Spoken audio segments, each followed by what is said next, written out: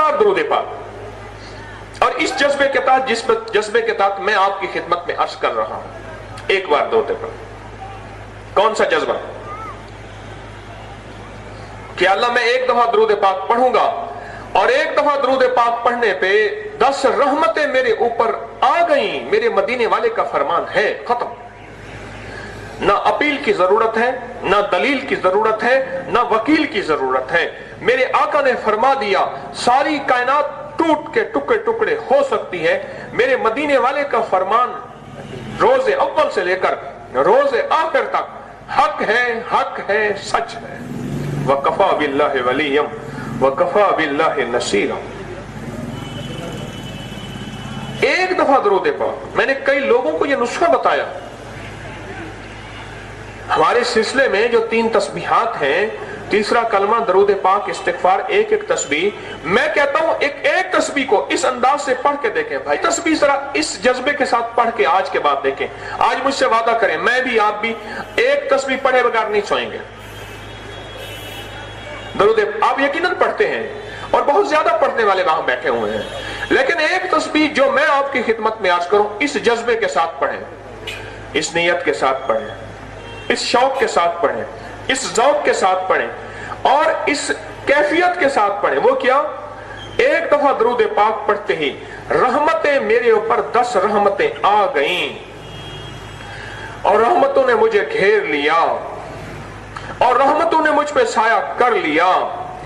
اور پھر اپنے آپ سے کہیں کہ ایک رحمت آ جائے تو سارے جہان کے کام بن جائیں، سارے جہان کی مشکلیں ٹل جائیں، اور سارے جہان کی پریشانیاں دور ہو جائیں، اور ساری مخلوق کو رزق، عزت، وسعت، برکت، راحت، شان و شوکت مل جائے۔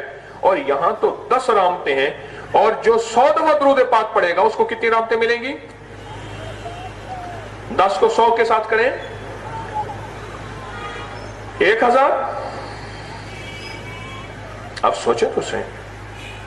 میں نے اس سے کہا کوئی جن وغیرہ نہیں ہے، ایک دفعہ درود پاک اس تسبیح کے ساتھ پڑھ، اور کہ میں ہر وقت اس کی رحمت میں ہوں، ہر وقت اس کی چھتری میں ہوں، ہر وقت اس کی چھاؤں میں ہوں۔ ایک افیسر تھے، ان کی ترقی نہ ہوئی، حق بھی بنتا تھا، ترقی نہ ہوئی، اسی میں ٹینشن میں چلے گئے، انگزائٹی میں چلے گئے، اور اتنی ٹینشن میں چلے گئے کہ بیچارے نہ دن کے، نہ رات کے، نہ دنیا کے، نہ جہان کے کوئی ہوش نہیں، کوئی خبر نہیں، بس اسی پریشانی میں چلے گئے۔ میں ہر کسی کو ایک وظیفہ نہیں بتاتا، میں کسی کو کیا دیتا ہوں، کسی کو کیا دیتا ہوں۔ ڈاکٹر کیا کسی کو سب کو ایک ہی دوائی دیتا ہے؟ حال کے مطابق، مریض کی حالت کے مطابق، اس کی بیماری، اس کی تکلیف، اس کی الجھن کے مطابق میں اس کو دیتا ہوں۔ میں نے اس سے کہا، میں نے کہا آپ بسم اللہ کر کے نا درود پاک کی کثرت کریں، اور درود اس نیت سے پڑھیں جس نیت سے میں بتا رہا ہوں، اس نیت سے پڑھیں، اور پھر آنکھوں سے کمال دیکھیں، جذبے کے ساتھ ایک ایک درود کو، ایک ایک درود پاک کو ڈوب کے پڑھیں۔ ایک ہے 5 منٹ میں ایک تسبیح ختم کریں، ایک ہے 20 منٹ میں 100 دفعہ پڑھیں، اس میں بڑا فرق ہے۔ ہر درود پاک کو اس نیت کے ساتھ پڑھیں کہ اس کا اثر میرے اوپر پڑ رہا، اور رحمتیں آ رہی، رحمت آئے گی، بیماری ٹل جائے گی، رحمت آئے گی، معدے کا نظام خراب ہے تو ٹھیک ہو جائے گا، جگر کا نظام خراب ہے تو ٹھیک ہو جائے گا۔ آخر کیوں؟ میں آپ سے ایک سوال کروں گا، آخر کیوں ساری علاج کے بعد کہتے ہیں دعا کریں، ساری دواؤں کے بعد کہتے ہیں دعا کریں، آخر کیوں اقتدار مل جاتا ہے، ملک کا بادشاہ ہاتھ میں تسبیح لے کے پھرتا ہے؟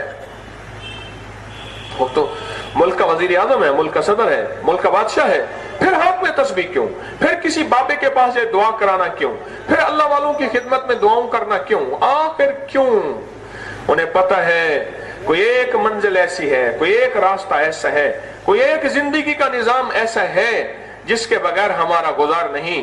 لا ملجا ولا منجا من اللہ الا الیہ، وہ اللہ ہے، اللہ ہے، اور اللہ کے نبی علیہ السلام کا درود پاک یہ رحمتوں کا خزانہ، عافیتوں کا خزانہ، برکتوں کا خزانہ ہے۔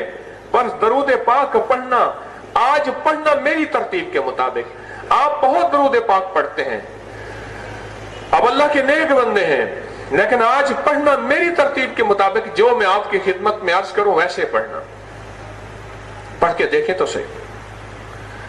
ایک بچہ رو رہا تھا, اچھا روئے جا رہا تھا. میں ایک نکاح میں شامل تھا, اتنا رو رہا تھا کہ کوئی کان پڑی بات سنائی نہیں دیتی تھی. اچھا نکاح میں میرا بیان تھا, انہوں نے میرا درس رکھ دیا, انہیں جی آپ تھوڑی سی بات کر لیجئے گا. اب میں سوچوں کہ میرے درس میں کسی کو آواز ہی نہیں جائے گی. اب یہ بچہ رو رہا, اصل میں ماں کی طرف رو رہا تھا, مخلوط مجمع نہیں تھا, یعنی خواتین کا علیحدہ تھا, مردوں کا علیحدہ تھا. ماں نے جو ہے باپ کے پاس بھیج دیا.